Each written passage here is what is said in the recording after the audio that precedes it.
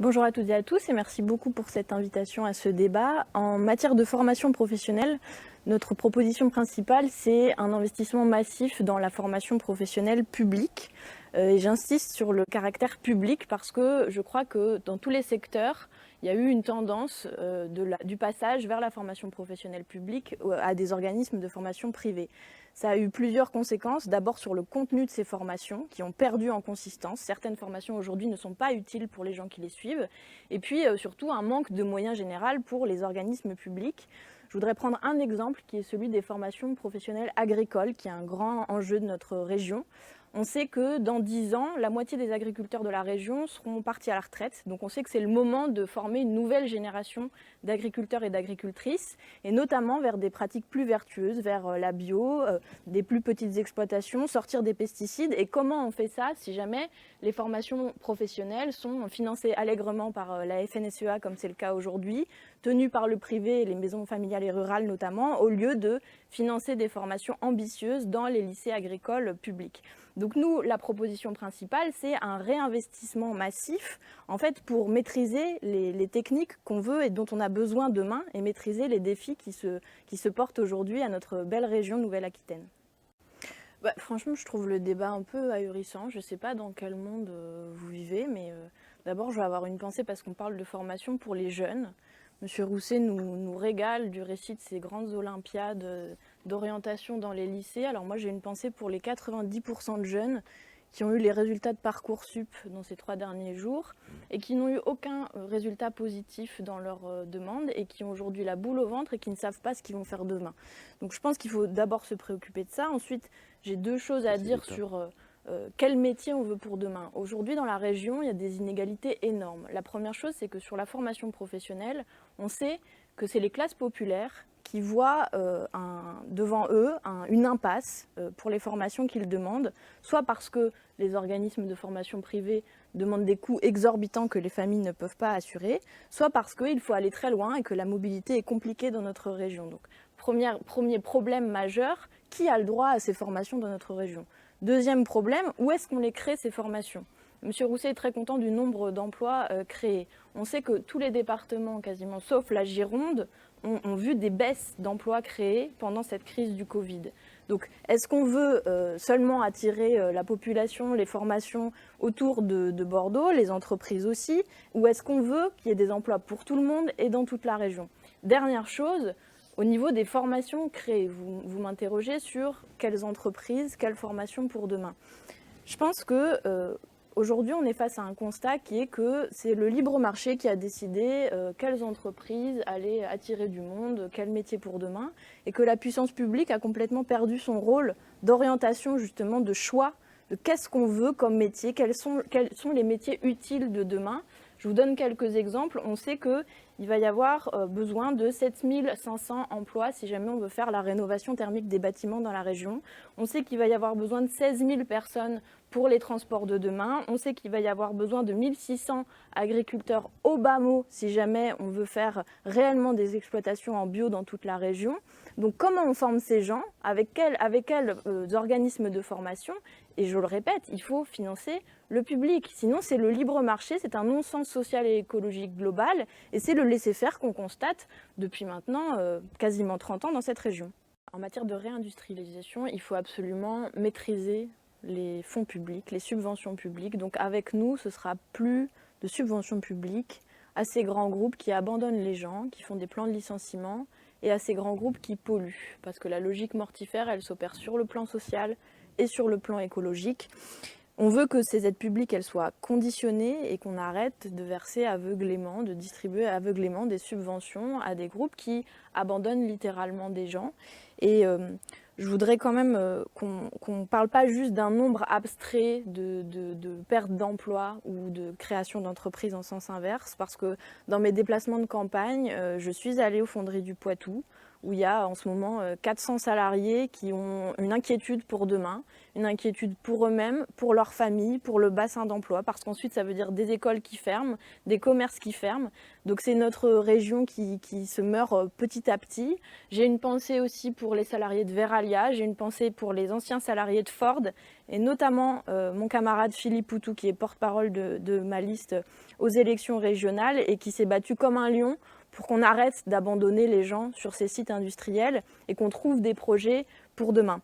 Ensuite, le conditionnement, il doit aussi se faire sur un plan écologique, je le disais, parce que dans notre région, je pense par exemple là au bassin de lac, à Sanofi, à Mourinx notamment, qui impunément détruit la santé des gens qui y travaillent, détruit la santé des riverains qui sont malades à côté de ces sites industriels et qui continuent de recevoir des subventions publiques comme si tout allait de soi. Donc avec nous, ce sera plus d'argent et des conditions sociales, écologiques, la reconversion de ces sites vers des métiers utiles pour demain. Monsieur Rousset a parlé des landers. Je crois que tout est dit, c'est-à-dire qu'il y a depuis 23 ans un accompagnement, alors plus récemment un accompagnement macroniste de cet abandon des salariés, de cet abandon de l'industrie en Nouvelle-Aquitaine, suivant deux logiques. D'une part, l'imposition par l'Europe de politiques complètement déconnectées des bassins de vie. D'ailleurs, notre région en est le reflet, parce que 12 départements, la fusion de 3 anciennes régions, c'est le reflet de cet éloignement des citoyens vis-à-vis de la décision publique. Un accompagnement aussi de l'abandon concret de la régulation du Code du travail. Et Monsieur Macron et sa représentante ici, Madame Darrieussecq, on s'en souvient, ont détricoté très méticuleusement le Code du travail en début de mandat, parce que le but, c'est que les gens en entreprise n'aient plus aucun droit. Et je viens justement au sujet de la démocratie en entreprise qui me paraît fondamental, parce que je crois qu'il faut faire confiance aux salariés. J'étais à la papeterie de Bègle, que vous devez connaître, j'imagine, c'est juste à côté d'ici, 90 emplois abandonnés, et des salariés qui m'ont expliqué que eux, ils auraient eu un projet pour leur entreprise. Ils voulaient faire du paillage pour les champs, donc arrêter avec le tout plastique dans les champs agricoles et faire un matériau biodégradable. Ils l'ont proposé, ils se sont réunis avec des juristes, ils ont vraiment fignolé leur projet. Et le problème fondamental, si vous voulez, c'est qu'on n'écoute pas les premiers concernés, celles et ceux qui ont les compétences justement pour ces métiers de demain sur lesquels vous m'interrogiez. Non, ça me heurte pas. Ce qui me heurte, c'est d'entendre des aveux d'impuissance de la part de gens qui gouvernent cette région depuis 23 ans et qui gouvernent qui sont à la présidence de la République française depuis bientôt un mandat entier. On a les capacités, si jamais on s'en donne, on fait les choix politiques de retrouver de la puissance publique et de la puissance d'intervention pour ces salariés. On parlait d'industrie qui prétendument devrait fermer pour ouvrir des clusters modernes sur le numérique, etc. Mais rendez-vous dans ces entreprises, ces gens savent faire des choses utiles pour demain. Si on parle de Verallia, par exemple, 80 emplois supprimés, est-ce qu'il n'y a aucun intérêt à la consigne en verre pour en finir avec le tout plastique demain? Si on parle des fonderies du Poitou, si jamais ils avaient les bonnes machines et qu'on n'avait pas juste gavé d'argent public le grand groupe qui aujourd'hui abandonne les salariés, ils sauraient faire la fonte pour le dessous des trains. Donc ce dont on aura besoin demain pour remettre du train partout dans la région, mais j'imagine qu'on va en parler après. Ce que j'entends, c'est l'ancien monde qui s'exprime et qui dit on n'a pas su faire, mais demain, promis, ça va être super, on va faire la transition. Je pense que les gens n'y croient pas et à raison. Et je crois qu'aujourd'hui, il faut des décisions politiques fortes qui s'articulent entre la région et le niveau national. Il va falloir partager le temps de travail, on le sait, pour travailler toutes et tous. Il va falloir du protectionnisme aussi, parce que en Europe et dans le monde, il faut imposer des conditions vis-à-vis des autres États. Et puis, ne pas se réduire à l'impuissance nous-mêmes. C'est-à-dire que tout ça est question de choix politiques qu'on fera si jamais on accède à la présidence de la région. Je pense juste que l'économie, c'est pas le libre marché qui s'impose de lui-même. L'économie, c'est ce qu'on veut en faire. Donc nous, par exemple, on prône une forme de progrès, mais un progrès social et humain, le partage du temps de travail. Et je crois que c'est important de parler de ça quand on parle d'emploi. C'est que les gens ne veulent pas juste passer leur vie à travailler et à se casser le dos à l'usine. Il faut aussi penser temps libre, articulation des différents temps de vie. On en a malheureusement trop peu parlé. Parce que qu'est-ce qui est enviable pour la société de demain? C'est partager le temps de travail et pouvoir toutes et tous avoir des conditions d'existence dignes, un revenu suffisant et un accès aux services publics dont on a là aussi trop peu parlé dans ce débat, je trouve. Premièrement, c'est d'aller vers la gratuité totale des transports publics et locaux pour les néo-aquitains. parce que les freins financiers à la mobilité individuelle, c'est énorme. La dépendance à la voiture, on l'a vu avec la mobilisation des Gilets jaunes, ça empêche les gens très concrètement d'accéder à des services publics. Ça veut dire du renoncement aux soins, parce que la mobilité c'est un droit et ça permet d'accéder notamment à tous les services publics essentiels. Donc on commencera par des publics prioritaires, les très jeunes qui doivent pouvoir d'ailleurs aller par exemple au lycée en transport public et locaux gratuitement, les plus précaires, les chômeurs, les personnes âgées qui ont des tout petits revenus, parce que sur la mobilité, c'en est assez des petits pas. Il faut que chacun, chacune puisse se déplacer sans que la question des revenus soit un frein. Ensuite, je disais double solution parce que investissement massif pour nous dans le secteur ferroviaire. Le train, c'est la mobilité de demain parce qu'en termes de pollution, aujourd'hui, on ne peut plus se permettre cette dépendance à la voiture individuelle dont je parlais juste avant. C'est trop de contraintes et pour que ce soit réellement opérant, il faut innerver à nouveau le territoire avec des lignes qui ont fermé. Et je pense que j'ai une pensée aujourd'hui pour tous les habitants des petites villes dont les gares ont fermé pendant ces dernières années. Je pourrais vous citer la gare de Taillebourg, la gare de Barsange en Corrèze, la gare du Palais en Haute-Vienne, la gare de Saint-Étienne-de-Baïgory dans les Pyrénées-Atlantiques. Et tout ça, je ne parle pas de gares qui ont fermé il y a 40 ans. C'est très très récent. Donc le choix politique qu'a fait M. Rousset de remettre sur la table 1,5 milliard prétendument pour la desserte fine du territoire, je le trouve un peu in extremis, on va dire. Je pense que vous aviez le temps de le prendre avant. Et je crois qu'il faut une vraie volonté politique d'en arrêter avec la métropole, enfin, le fait de relier uniquement les grandes métropoles.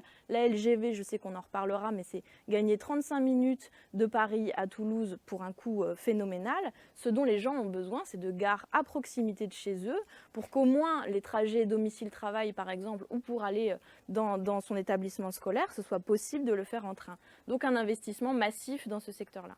Non, je pense que c'est la première chose qu'on arrêterait si jamais on accédait à la présidence de la région. Ça a absolument toutes les caractéristiques d'un grand projet inutile et imposé.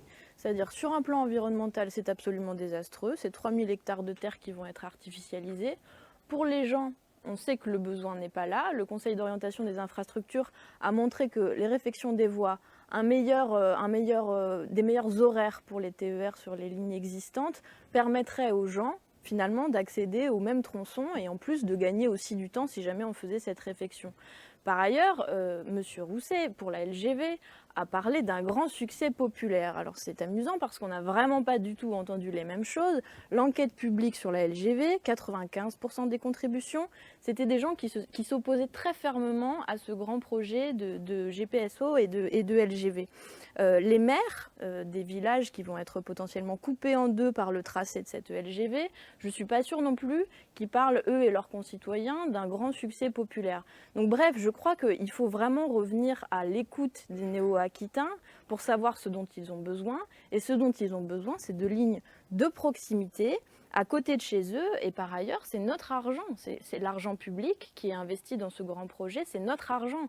Donc c'est à nous de décider quelles orientations on veut pour le transport, la mobilité de demain, et pour ça d'ailleurs, je propose le RIC, l'instauration du RIC régional, c'est-à-dire la possibilité par pétition, par initiative citoyenne, de décider qu'est-ce qu'on va faire au niveau des transports, mais sur tous les sujets. Et donc, je pense que la première chose qu'on ferait, c'est de revenir en effet sur ce projet de LGV. Oui, évidemment, il y a des investissements à faire. Moi, je voudrais reprendre l'exemple de l'autoroute entre Poitiers et Limoges, que je connais bien, puisque je rappelle quand même au passage, et visiblement c'est plus clair dans les esprits de tout le monde, que moi je suis la seule tête de liste qui vient de l'ancien Poitou-Charentes, maintenant en Nouvelle-Aquitaine donc. Et sur cette autoroute Poitiers-Limoges, nous on va absolument s'opposer à cette concession qui va juste faire la logique habituelle, c'est-à-dire mettre de l'argent public dans les poches du privé, qui d'ailleurs a des défauts identiques à d'autres projets du même genre, qui est, on le sait, néfaste pour l'environnement. Alors je concède qu'il faut améliorer la voie existante, notamment parce qu'elle est dangereuse, donc il faut faire des travaux et en effet faciliter les dépassements. Il y a un souci sur cette voie, c'est notamment la question du transport de marchandises. Jusqu'ici, on a beaucoup parlé en effet de déplacement des personnes individuelles, mais il faut absolument améliorer le ferroutage dans la région pour que les marchandises aussi soient mises sur des rails et sur des trains. Entre Poitiers et Limoges, il faut améliorer le TER. C'est possible que plus de personnes aillent sur cette ligne par le TER. TER qui circule, et notamment, qui ne circule pas. Et notamment, oui, mais c'est bien tout le problème. Et notamment, nous, notre proposition, je la rappelle, de gratuité pour que le fait de prendre le train ne soit pas non plus freiné pour des raisons financières. Et puis enfin, je pense qu'il faut remettre dans ces questions, dans ces grands choix, ces orientations pour la région, et notamment en termes de transport, il faut réinjecter un peu de démocratie en fait. Si on écoute les néo-aquitains, leur message sera très clair sur ce dont ils ont réellement besoin pour se déplacer tous les jours. Et je crois que ce projet, comme un autre, est assez emblématique du fait que la logique veut que on a fait ces dernières années des autoroutes privées, donc on va continuer à le faire. Je crois qu'on peut faire différemment, et moi, à la région, je ferai différemment. Je pense qu'il faut combiner différentes mesures, mais qu'on prendrait immédiatement en arrivant au Conseil régional de Nouvelle-Aquitaine pour rééquilibrer un petit peu les possibilités de déplacement sur nos territoires.